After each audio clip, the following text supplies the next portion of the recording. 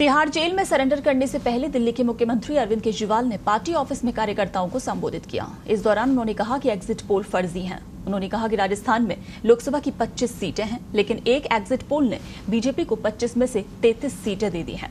हालांकि ये भी हो सकता है कि ऊपर से आया हो कि बीजेपी को ज्यादा सीटें देनी हैं। केजरीवाल ने कहा कि इन्हें चुनाव के नतीजों से 3 दिन पहले फर्जी एग्जिट पोल कराने की क्या जरूरत थी। पार्टी कार्यकर्ताओं को संबोधित करते हुए केजरीवाल ने एग्जिट पोल को लेकर 4 थ्योरी गिनाई। केजरीवाल ने कहा कि एक थ्योरी ये चल रही है कि इन्होंने मशीनों का घोटाला कर दिया, लेकिन मैं इंडिया ब्लॉक की सभी पार्टियों से कहना चाहता हूं कि अपने अपने काउंटिंग एजेंट से कहें कि पूरी तरह से सतर्क रहें। आखिरी तक अगर हार भी रहे हैं तो उठकर ना आए। केजरीवाल ने कहा कि सभी बूथों पर ईवीएम मशीन की 5% पर्चियां उठाई जाती हैं। उन 5% ईवीएम की पर्चियों की मैचिंग वीवीपैट की स्लिप से कराई जाती है। वीवीपैट पर जो स्लिप होती है उसकी काउंटिंग होती है। अगर इसका मिलान न हो तो वहां चुनाव रद्द कर दिया जाता है। केजरीवाल ने कहा कि अगर आपने चेकिंग कर ली तो ईवीएम का घोटाला हम बचा सकते हैं। उन्होंने कहा कि आखिर तक ईवीएम और वीवीपैट की मैचिंग करानी है।